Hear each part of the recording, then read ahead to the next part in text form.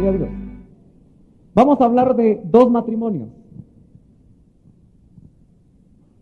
Uno que usted empieza a ver desde el inicio de la Escritura.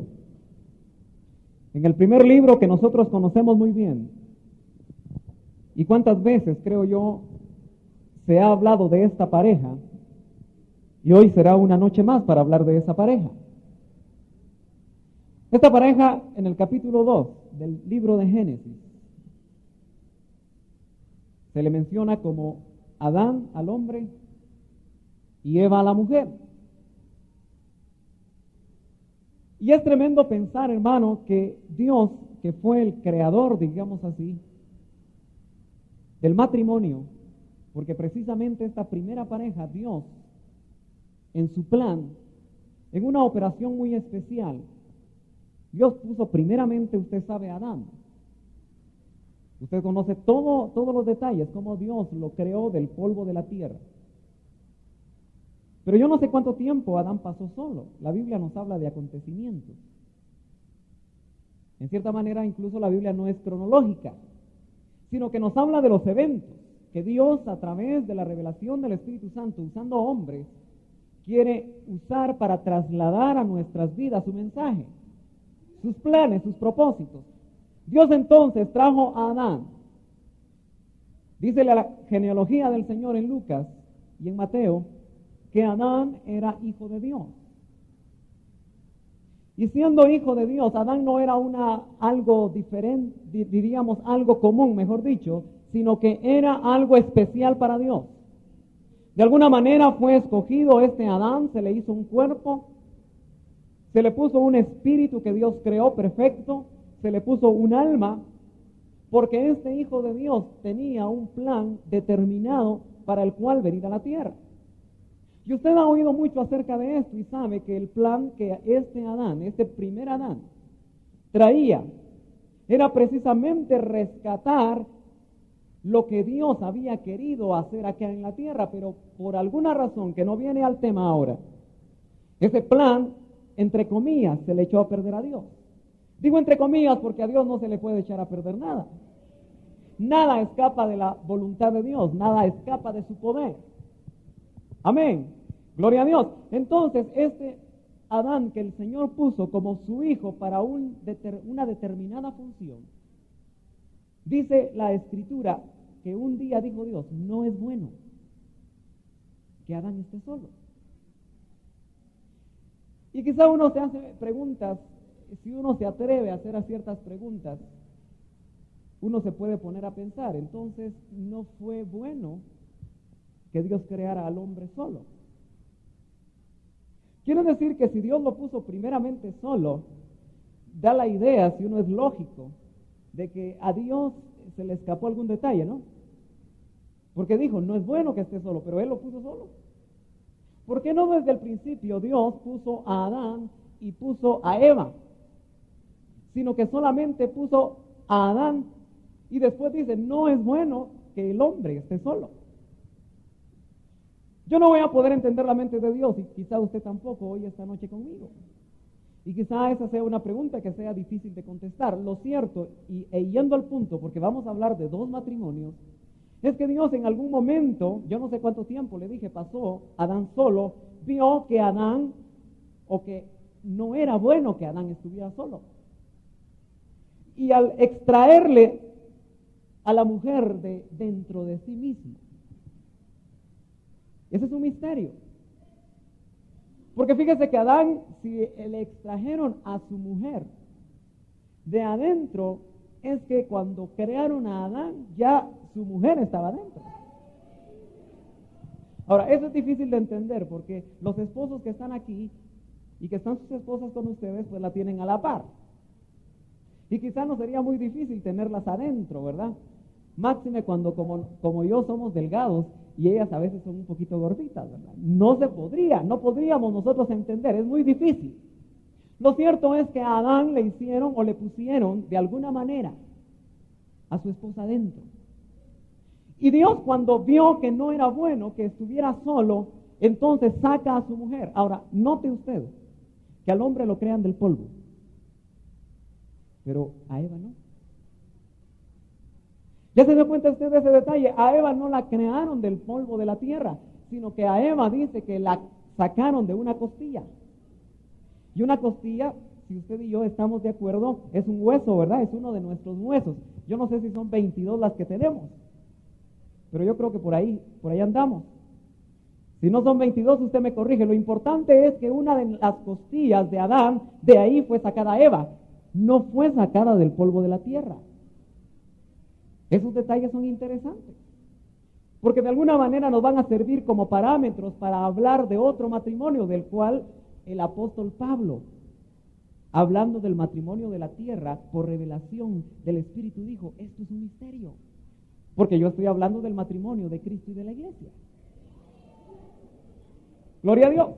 Entonces notamos que el material del cual fue sacada Eva fue un material especial. Por eso cuando Adán, después de ser despertado por Dios y de haberle hecho esa operación a través de la cual le sacan a su esposa y se la presentan, dice, ahora esta es carne de mi carne y hueso de mis huesos. No dijo, ahora esta es polvo de mi polvo. Es interesante. Ahora, fíjese usted, hermano, que en el plan de Dios, desde que Eva fue preparada para Adán, era que este matrimonio durara una eternidad.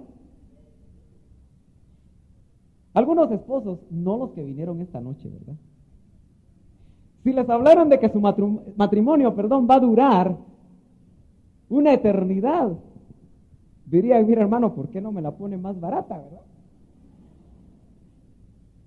Fíjese que yo ya llevo 25, pero no son los que vinieron hoy. Tal vez ni siquiera los que oyen en la radio, ¿verdad? Pero llama la atención que ahora vivimos en un caos del matrimonio.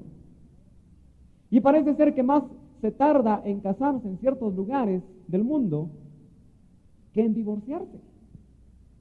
Pero no ese es el tema que vamos a ver ahora, sino que vamos a notar, hermano, que el propósito de Dios al crear el matrimonio, al crear ese primer matrimonio del cual yo le quiero hablar, su propósito fue que fuera eterno. Esto quiere decir que Dios de alguna manera está interesado en matrimonios eternos. Por alguna razón usted nota que todo el Antiguo Testamento le da tremenda relevancia a las familias, a los matrimonios. Y si Adán y Eva no hubieran pecado, usted sabe, hermano, que todavía ellos no solamente estarían con vida, sino que todavía estarían unidos en matrimonio de acuerdo al plan de Dios, porque Dios, le digo, está interesado en base a lo que hemos dicho en matrimonios eternos. Ahora, usted sabe que el primer Adán falló. Y como el primer Adán falló, Dios, que no puede quedar burlado, o que sus planes no pueden quedarse burlados, dice la palabra que manda a su postrer Adán. Y su postrer Adán, hermano, da la idea de que hubieron muchos antes. Pero eso lo dejo para que usted lo medite y le pregunte al Espíritu Santo. Porque dice que el Espíritu Santo sube a lo profundo del corazón de Dios y revela cosas que ojo no vio ni oído oyó. ¡Aleluya! ¡Gloria a Dios! Y si usted quiere saber qué pasó entre el primer Adán y el postrero, porque si dice el primer Adán y dice el postrer Adán, lógicamente tienen que haber otros Adanes. Gloria a Dios, pero yo sé que usted anhela tener revelación de Dios, entonces eso solamente lo dejo ahí. Pero el postrer Adán entonces viene a rescatar el plan fallido del primer Adán. Pero ahora Dios no forma un Adán del polvo de la tierra. Es decir, ya no envía una criatura, sino que ahora, hermano, en un misterio que todavía nos cuesta entender, Dios mismo se hace carne, aleluya, y se mete a la tierra, porque sólo así podría garantizarse Dios que su plan no iba a fallar otra vez.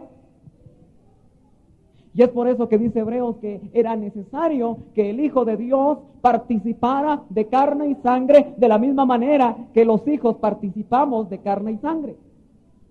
Y es por eso que hace casi 2000 años vemos aparecer en la historia, en la tierra, hermano, al Dios hecho carne, probando carne y sangre, una sangre inmaculada, una sangre puesta por el Padre, porque esa sangre cuando iba a ser derramada, iba a ser para que sus pecados y los míos y los de todo el mundo, de todo el tiempo, pudieran ser lavados.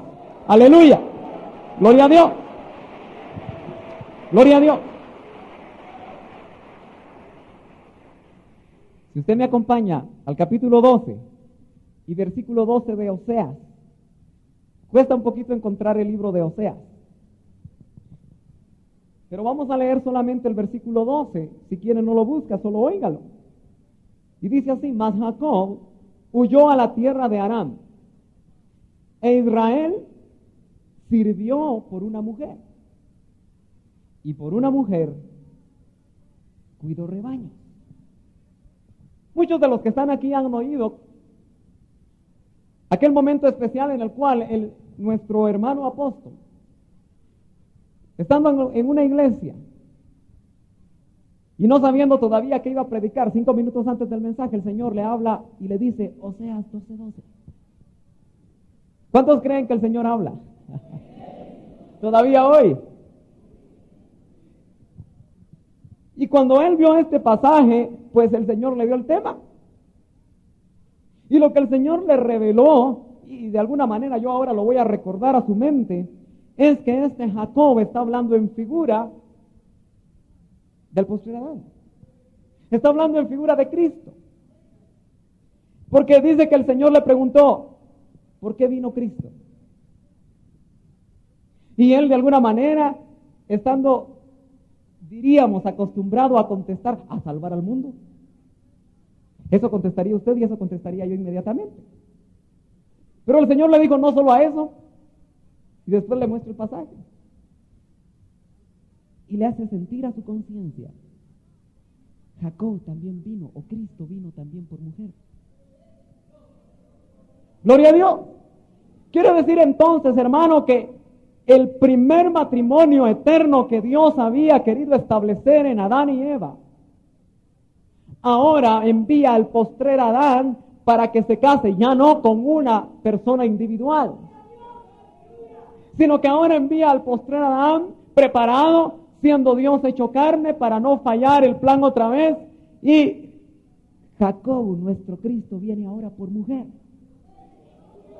Pero el tremendo misterio, que es quizá una puntita del misterio que le fue revelado a Pablo, pero que de alguna manera no le alcanzó a Efesios. Parece ser que los de Efesios también eran un poquito tardos para entender.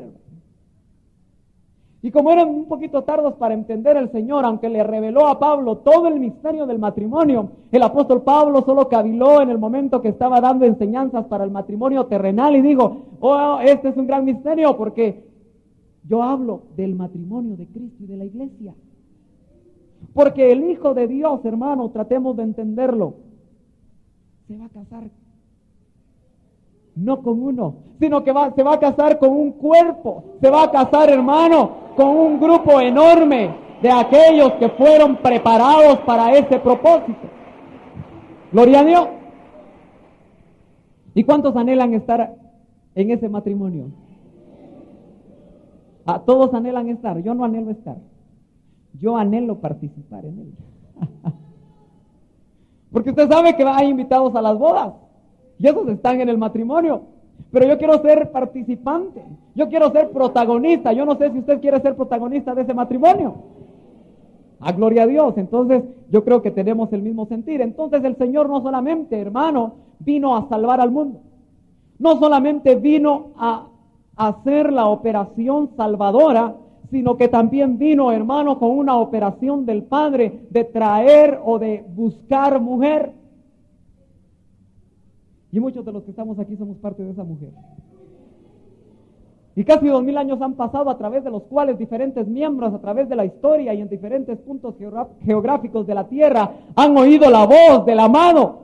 y se han preparado de tal manera que ahora que estamos llegando casi a la fecha del reloj de Dios para el matrimonio, se están preparando ya para salir de sus tumbas, y los que estamos vivos nos estamos preparando también, hermano, para poder participar de ese matrimonio que va a ser eterno. Gloria a Dios.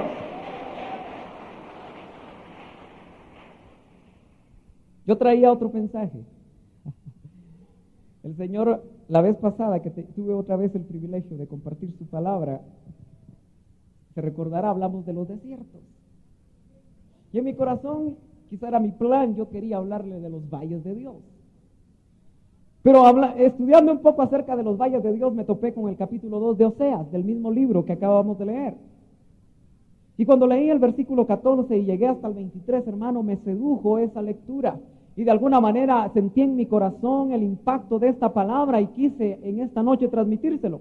Oseas capítulo 2 y versículo 14 dice así: por tanto, he aquí, está hablando Dios, la seduciré. ¿Se imagina usted a un Dios que nos cuesta entender si no es a través de los ojos de la fe? ¿Se imagina un Dios que las diferentes casi 1000 y pico de religiones que hay en el mundo han tratado de interpretar? Y que ninguna de ellas, por cierto, si no han tenido la revelación del Espíritu, solo tienen un Dios lejano, un Dios quizá metafísico, un Dios raro, un Dios lejano, y en ningún momento, porque esto solo es por revelación del Espíritu, pueden entender que ese Dios lejano se hizo cercano a nosotros a través de la persona de su Hijo. Aleluya. Pero ¿se puede imaginar usted a Dios seduciéndonos? Pero eso dice la palabra, por tanto, he aquí la seduciré. Quiere decir que lo que Dios en este último tiempo está haciendo con usted, hermano, que viene cada martes, cada viernes, cada domingo y que asiste a diferentes actividades de la iglesia, ¿sabe qué es lo que Dios quiere hacer? Seducirlo. Y les digo a las hermanas que de ese Dios hay que dejarse seducir. Aleluya. Y a los hermanos que de ese Dios hay que dejarse seducir. Pero dice más, la llevaré al desierto. Si estamos hablando de dos matrimonios, y hemos visto ese matrimonio de Adán y Eva como figura del matrimonio que el postrer Adán tendrá con su esposa, el cuerpo místico o su cuerpo místico, es decir, todos aquellos que hemos sido preparados y predestinados para ese matrimonio. Entonces veamos qué preparativos hay para ese matrimonio. Ese matrimonio está muy cerca. Y por lo tanto hay que prepararse. Pero ahora yo le hablaré de lo que Dios quiere hacer. Nos quiere seducir. Ahora, ¿cómo seduce Dios? Yo no le voy a hablar cómo seduce el hombre, porque de eso yo creo que no vale la pena ni hablar. Pero ¿cómo seduciría el Padre a Israel? Que es otra figura a través de la cual Dios Padre, cuando trató con este pueblo, de diferente manera quiso seducir, hermano, a este pueblo. Fíjese que el Padre, con brazo potente, dice la palabra, sacó a aquella que iba a ser su esposa. Estoy hablándole del pueblo de Israel. Porque de alguna manera Dios quería tener un pueblo, hermano, el pueblo de Israel. Y quería tener un trato especial con él. Pero este pueblo, usted sabe que dice la palabra, que fue duro de servir. Y Dios, hermano, lo saca de Egipto, libera a su pueblo. Pero después de liberar a su pueblo, hermano, lo lleva a una tierra que fluía leche y miel. Pero a través del paso por el desierto, usted sabe todo lo que Dios hizo. Y a través de esas obras que Dios hizo, Él quería seducir a este pueblo. Usted sabe que la palabra nos menciona las diferentes formas como Dios obró para que este pueblo pudiera volverse a Dios. Pero en lugar de eso, dice la palabra, que no levantaron altares a Dios, sino que levantaron altares a otros dioses. Es decir, que este pueblo fue infiel. ¿Cómo entonces seduce Dios? Yo creo y me sospecho, mi hermano, que porque te sedujo, estás aquí. Yo creo, hermano, que quizá alguno estaba pasando una dificultad muy tremenda, quizá algún problema familiar, a través del cual pudiste sentir por el Espíritu el trato de Dios en tu alma, en tu vida, en tu corazón, y pudiste sentir, hermano, el amor de Dios expresado quizá en algún hermano, expresado quizá en algún familiar, pero Dios tratando de sanar tus heridas. Yo no sé qué fue lo que Dios utilizó para atraerte a ti. Pero los muchachos, y no vamos a hablar de seducir, sino que de enamorar, porque esa palabra, si la uso en esta forma, se va a malentender. Pero ¿qué hace un muchacho para atraer la atención de una señorita? Pues de alguna manera trata de ser cortés con esa señorita, ¿verdad? Y si la invita a salir, pues le abre la portezuela del carro. Si no, le abre la portezuela del ruletero, pues. Gloria a Dios. Porque algún hermano me va a decir, mira hermano, pero yo no tengo carro. Y de alguna manera usted sabe que el joven está muy interesado en mostrarle o agradar a esa señorita. Pues por ahí dice que las flores hacen mucho impacto en una mujer, ¿verdad? Y este joven que quiere enamorar a esta señorita, pues de repente le regala una rosa. O tal vez un pétalo, porque están muy caras, ¿verdad? Pero trata de agradar a la señorita para seducirla. Quiere decir, hermano, imagínese usted a Dios.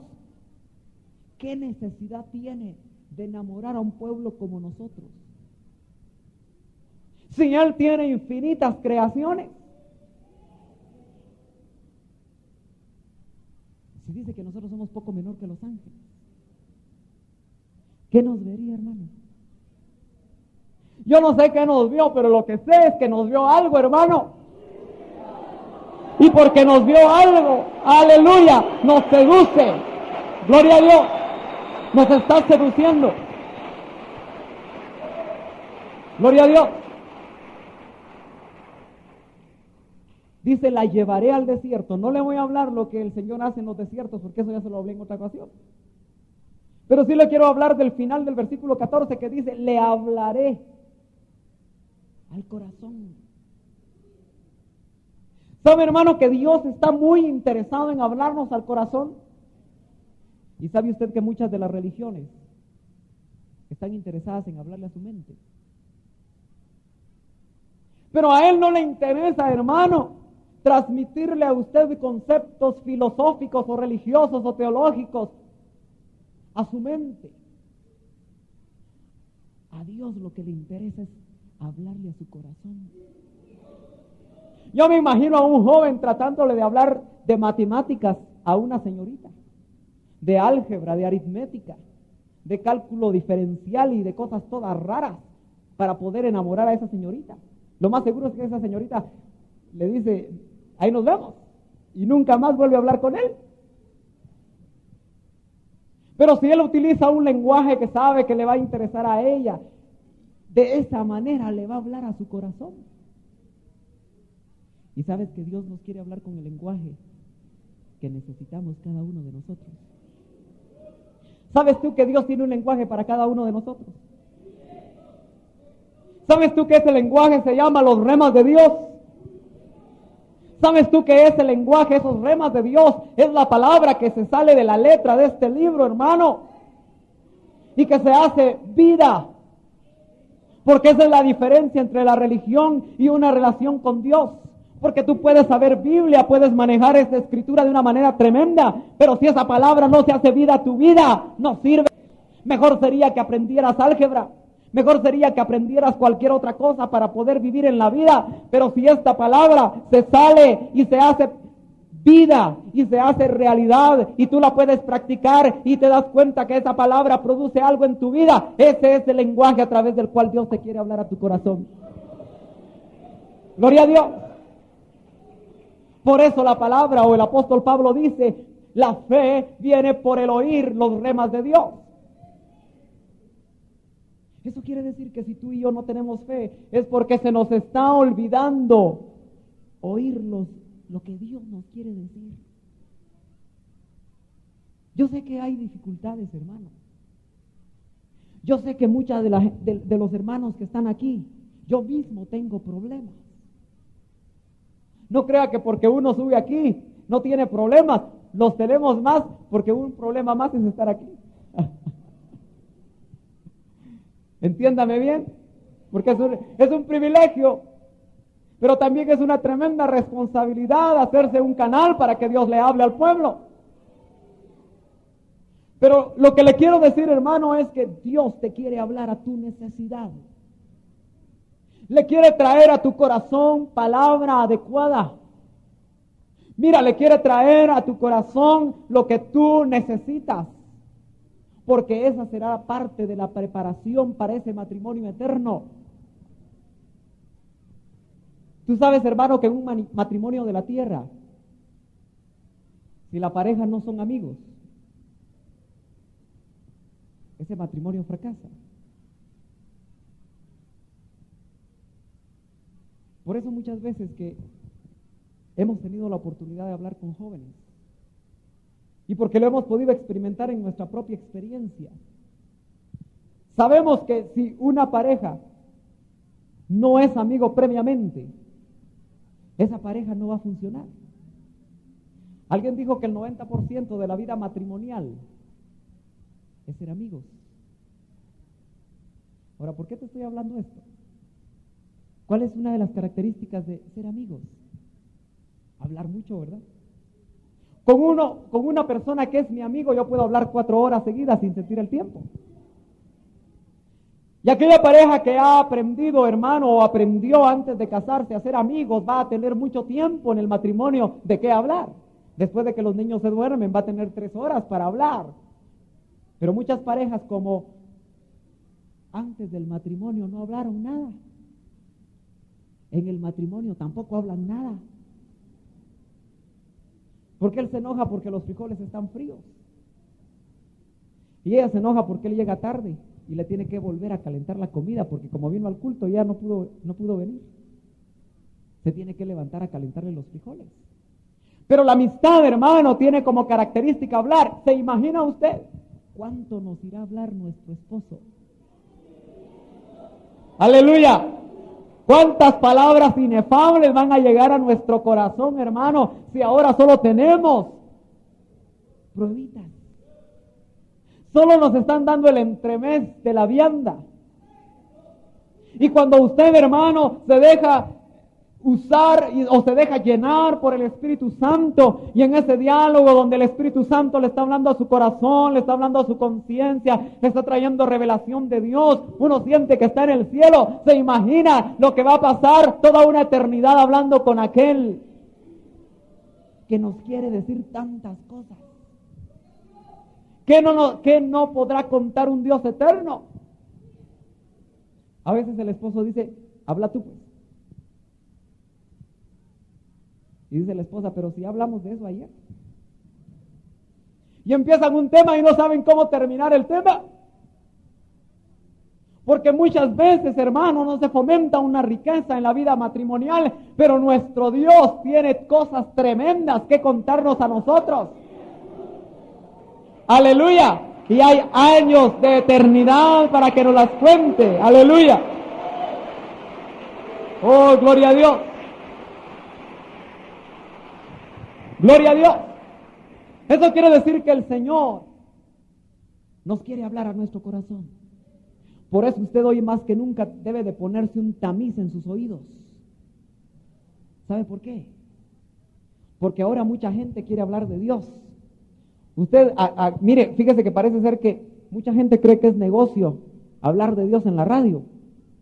Y usted agarra el dial y hay muchas emisoras que hablan de Dios. Incluso le cuesta a usted discernir, tal vez después de media hora de haberse tragado un elefante. Se se da cuenta que no era lo que usted quería oír. Entonces eso quiere decir que nosotros, hermanos, tenemos que tener un filtro. Ahora que están de moda los filtros contra el cólera. Pero este filtro va a ser para que Dios hable a tu corazón. Porque los otros te van a hablar a tu mente. Y te van a decir, mira, esa doctrina que estás recibiendo ahí no es lógica. Esa doctrina no tiene versículo bíblico. Esa doctrina no tiene acá, no tiene allá, esa doctrina es herejía. Te van a decir muchas cosas a la mente, pero cuando tú tienes abiertos tus oídos a la voz de Dios, hermano, y puedes discernir la palabra de Dios, entonces vas a ver que Dios te está hablando a tu corazón. Y esos mensajes son los preparativos para la boda. Tú sabes, todos los que aquí se casaron, ¿verdad? Todos los que nos casamos tuvimos que hacer muchos preparativos. Muchos tuvimos que pedir un mes de permiso para poder hacer los preparativos de la boda. Y hay mucho que hacer, por eso Dios nos está preparando. Y es poco tiempo el que queda. Sigamos adelante porque el tiempo, esa vida es aquellos que Dios de alguna manera les ha revelado que Él verdaderamente es el Hijo de Dios, que Él es su Mesías. Esa es la vid. Eso quiere decir que la vid nos habla, hermano, de una característica muy especial. Y tú la ves en toda la Biblia. Y quizá la característica más especial del fruto de la vid es el gozo. Eso quiere decir que Dios nos quiere dar a nosotros gozo, porque dice, y ahí le daré sus viñas. Ahí le daré gozo. Ay, hermano, pero ¿cómo voy a tener gozo si tengo este tremendo problema? ¿Cómo voy a tener gozo, dirá la esposa, si mi esposo ya no me quiere dejar venir a la iglesia? ¿Cómo voy a tener gozo, dirá el ujier, porque mi coordinador no me lleva? No, eso no se dice aquí, ¿verdad? ¿Cómo voy a tener gozo si este negocio me salió mal? ¿Cómo voy a tener gozo si cada vez parece ser que todo va de mal en peor? ¿Cómo voy a tener gozo, dirá la esposa, si ya no me alcanza el gasto? ¿Cómo voy a tener gozo si mis hijos están enfermos? ¿Cómo voy a tener gozo, dirá la madre, que el hijo no vuelve a los caminos de Dios? ¿Cómo voy a tener gozo, dirá el hijo, que ve al padre levantar las manos en la iglesia y en la casa regañar, o gritar, o patear? Pero aún no importando, hermano, lo que pueda estar pasando en tu vida, el Señor dice, ahí, hablándole al corazón, le daré sus viñas. Y tú sabes que la promesa, hermano, de ahora es que nosotros, a través de la llenura del Espíritu, tomemos el vino que querramos. No hay medida. Porque tú sabes que el gozo es un fruto del Espíritu. Eso quiere decir, hermano, que el Espíritu llenando nuestra vida, sin importar la circunstancia externa, vamos a tener gozo. Y ese gozo, hermano, no es la alegría pasajera que te daban las fiestas en el mundo. Ese gozo, hermano, es mucho más allá de la alegría de obtener un título universitario. Ese gozo es mucho más allá que la alegría pasajera de andar en un Mercedes-Benz último modelo. Aleluya. Ese gozo, hermano, es más allá que andar viajando. Ese gozo, hermano, es algo, no que todo eso sea malo. Eso es bueno, si lo usas de acuerdo a lo que a Dios le agrada. Sino que el gozo, hermano, tú que lo has sentido, tú que lo vives, tú que te gozas levantando las manos a tu Dios. Porque yo creo que tú no vienes a hacer pantomimas aquí, ¿verdad? Sino cuando yo te veo que levantas tus manos y cierras los ojos es porque, hermano, yo no sé qué es lo que estás sintiendo.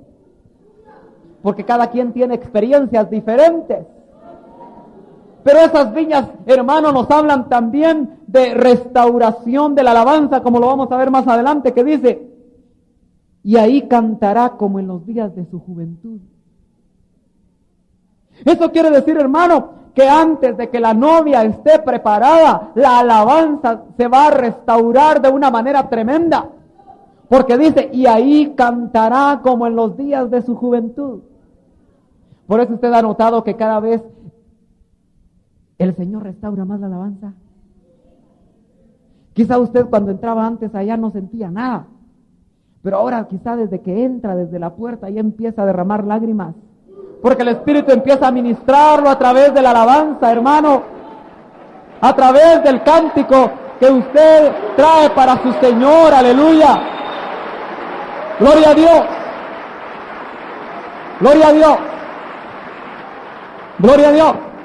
Porque yo todavía no he visto una novia triste el día de la boda. Salvo que lleve una pistola atrás, ¿verdad? Pero usted mire, lo invito para que este sábado, porque todos los sábados hay matrimonios en el IMSS. Yo lo invito a que vaya a ver y se va a dar cuenta que hasta más bonitas se ven. Le sale a las hermanas no sé qué como un halo diferente, porque se van a casar. Y nosotros que ya nos vamos a casar estamos tristes. Y nosotros que nos vamos a casar, muchas veces, hermano, los directores de la alabanza le tienen que decir, hermano, alabe, hermano, levante las manos. ¿Sabe qué debería decir el director? Hermano, ya no alabe. Hermano, deje tiempo para la palabra. Hermano, ya sujete su espíritu, hermano. Hermano, deje de aplaudir. Ahora, usted sabe que hay tiempo para todo, pero lo cierto es que la novia que se va a casar dice que va a cantar como en los días de su juventud. Aleluya. Porque esa novia, hermano, cuando esté camino a casarse con su marido, con su esposo, con el Cristo de la gloria, va a estar recordando todo lo que tuvo que pasar para llegar a ese momento tan feliz. Aleluya. Todos los problemas que tuvo que pasar, los desiertos, los valles, los montes, todos los problemas que hubieron en el camino, hermano, se van a olvidar. Y por eso ese gozo debe de moverse en nosotros, hermano, como fruto del Espíritu. Muchos dicen que los evangélicos somos serios. Muchos dicen que no disfrutamos de la vida. ¿Verdad que sí? Ahí en su trabajo dicen, aguafiestas. Yo quisiera que los de su trabajo vinieran aquí a verlo. Aleluya, me sospecho como que no verían mucho. Porque a veces no nos gusta que nos vean. Pero llegará tiempo donde, hermano, emborrachados del vino de Dios, que no se da por medida, no nos va a importar quién esté a la par, quién nos esté viendo, nosotros solo vamos a alabar, aleluya, al Señor, aleluya, gloria a Dios. Por puerta de esperanza. ¿Sabe usted cuál fue el valle de Acor para el pueblo israelita? ¿Se recuerda usted de aquel personaje Acán? ¿Se recuerda usted cuando fueron, hermano, e iban y de una manera tremenda el Señor botó los muros de Jericó? Pero este Acán se llevó un manto babilónico, se llevó oro y plata, y eso era del anatema, eso era maldito para Dios. Y por lo que se llevó, usted sabe que ese pueblo estuvo detenido. Incluso sufrió la derrota de Jai por ese problema de Acán, por ese pecado de Acán. El lugar donde el juicio de Dios a través del pueblo vino sobre este Acán fue en el valle de Acor. Y Acor quiere decir dificultad en extremo. Después de eso podemos entender lo que dice acá, que el valle de Acor, nuestros valles de Acor, nuestros valles de extrema dificultad, serán transformados en puerta de esperanza, dice. El valle de Acor por puerta de esperanza. Yo creo, hermano, que mientras más se acerque el tiempo en el cual la novia sea levantada, van a haber más dificultades. Las dificultades quizá para muchos de nosotros van a ser extremas. Mire, hermano, cuando usted tiene ahorros en el banco, usted puede confiar y creer en Dios. Cuando a usted le alcanza lo que gana, y ahora dicen que no a muchos les alcanza, usted todavía puede confiar en Dios. Yo sé que quizá muy pocos aquí, hermano, les han quitado el trabajo por ser hijos de Dios. Y me temo que muchos de nosotros en esos lugares todavía no hemos manifestado lo que significa ser hijos de Dios y por eso todavía nos tratan bien. Todavía nos mastican. Pero se dará cuenta usted, hermano, cuando verdaderamente el Cristo de la gloria empiece a mostrarse en su vida. Y que a la par aquellos compañeros de trabajo, aquella gente con la cual se relaciona del mundo, va a llegar en exceso la maldad en sus corazones. ¿Se imagina usted, hermano? Porque dice la palabra que el espíritu del anticristo ya está. Y el espíritu del anticristo, hermano, va a tener como propósito mover tremendas dificultades a aquellos que son hijos de Dios. Claro, más poderoso es Dios que está con nosotros. Aleluya. Gloria a Dios. Pero lo cierto es que yo creo que tú y yo vamos a tener valles de Acor, de extrema dificultad. Si todos los personajes bíblicos lo pasaron. Y por lo menos todos los del Antiguo Testamento no se van a casar, como tú y yo. Eso quiere decir que de alguna manera Dios nos va a procesar, hermano. Dios tiene su trapiche. Y en ese nos va a procesar. Y nos va a llevar a valles de Acor, pero hermano, nosotros vamos a recordar que estando en extrema dificultad, Dios a través de su ministración para nuestras vidas va a transformar esos valles en una puerta de esperanza. Y usted sabe que la esperanza, hermano, es una virtud tan tremenda que nos permite perseverar hasta el fin. Aquel que no tiene esperanza, hermano, no persevera, pero aquel que tiene esperanza y Dios quiere transformar la extrema dificultad en esperanza para que nosotros en el último momento no desmayemos, sino que perseveremos. Qué triste, hermano, sería que nosotros desfalleciéramos un día antes de ser levantada la novia. Qué triste sería, hermano, que ya estando preparados, nosotros, hermano, desfalleciéramos y se nos terminara la esperanza un día, 2 días antes de que Él viniera. Recuérdese usted que por lo menos 380 que vieron al Señor resucitado desfallecieron antes de 10 días y no recibieron el bautismo con el Espíritu Santo. Pero todos vieron al Señor resucitado. Todos habían sido impactados por el Señor resucitado, pero no todos perseveraron. Y eso es figura, hermano, que nosotros tenemos que perseverar hasta el fin.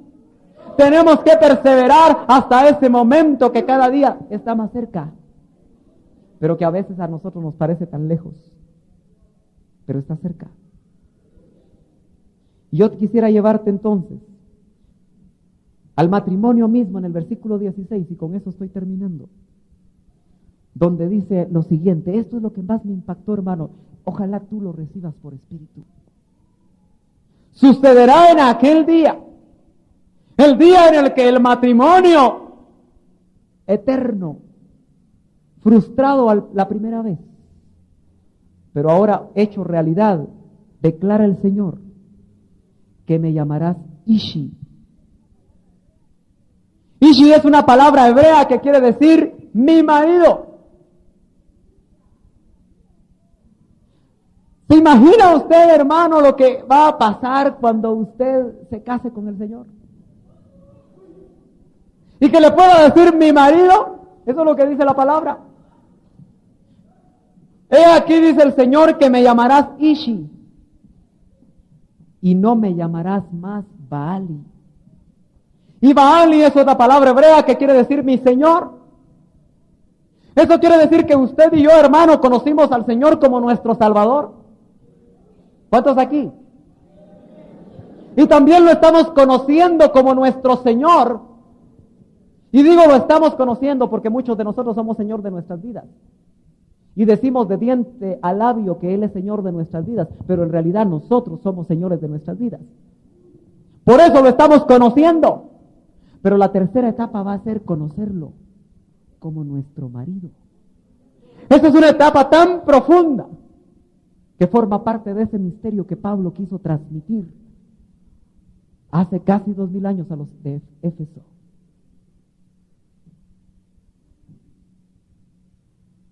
Ponte a meditar por un momento.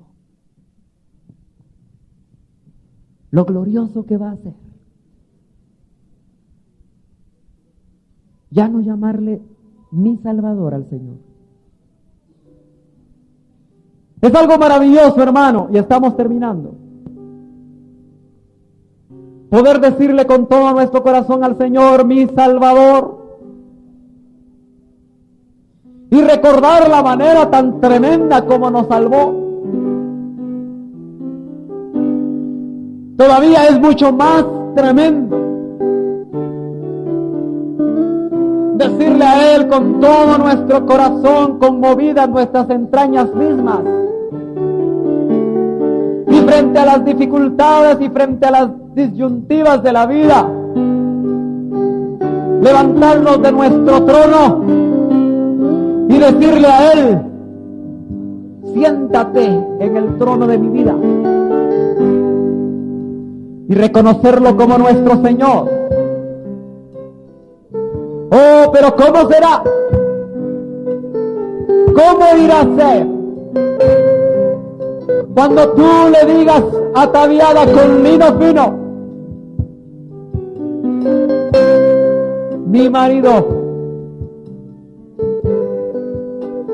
y sepas tú que tu marido lo será eternamente.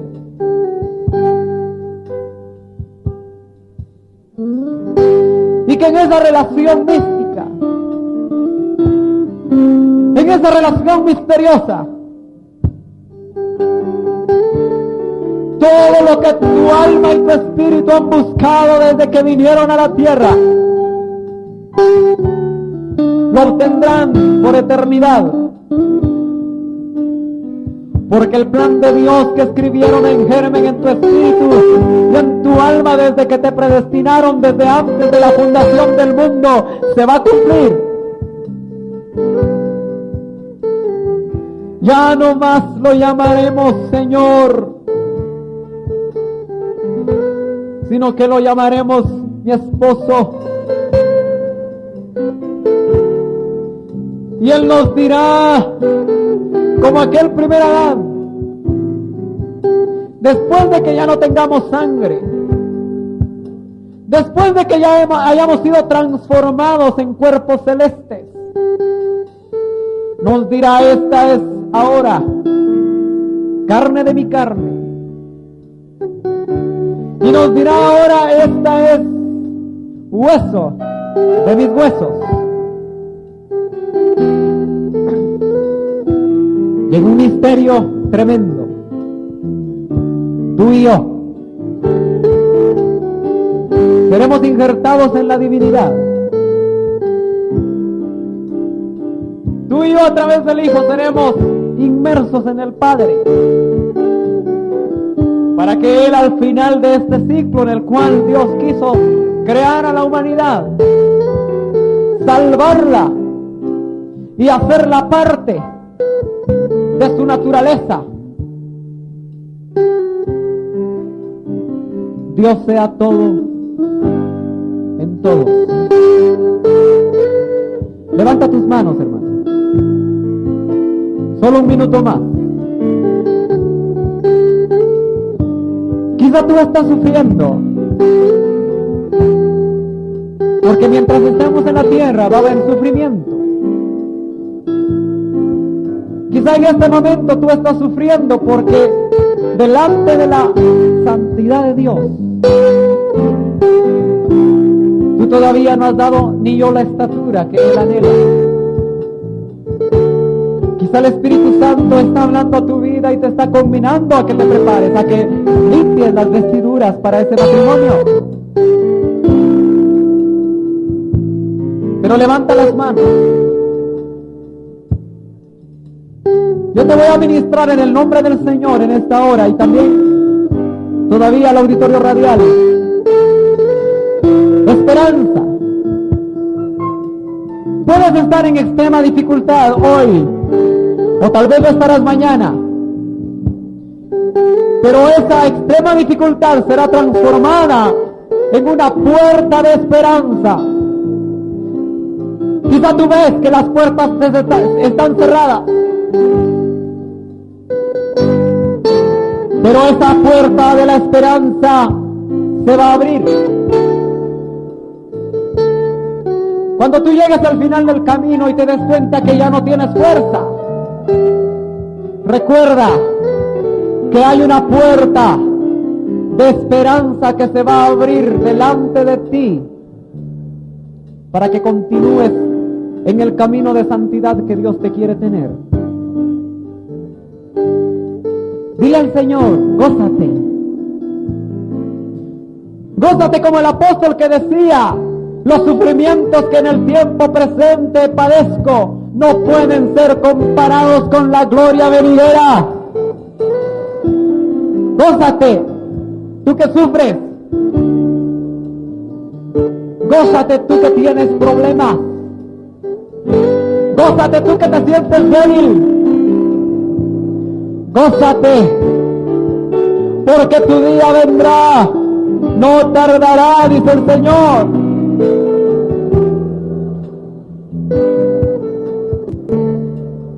Recibe esperanza en tu corazón. Recibe palabras de Dios a tu corazón. Porque Él te quiere seducir, hablándote con palabras de amor a tu corazón. Deja que el Espíritu te hable, Él te va a hablar. Mientras los hermanos nos ministran el final, el Espíritu Santo te puede hablar todavía una palabra de amor a tu corazón.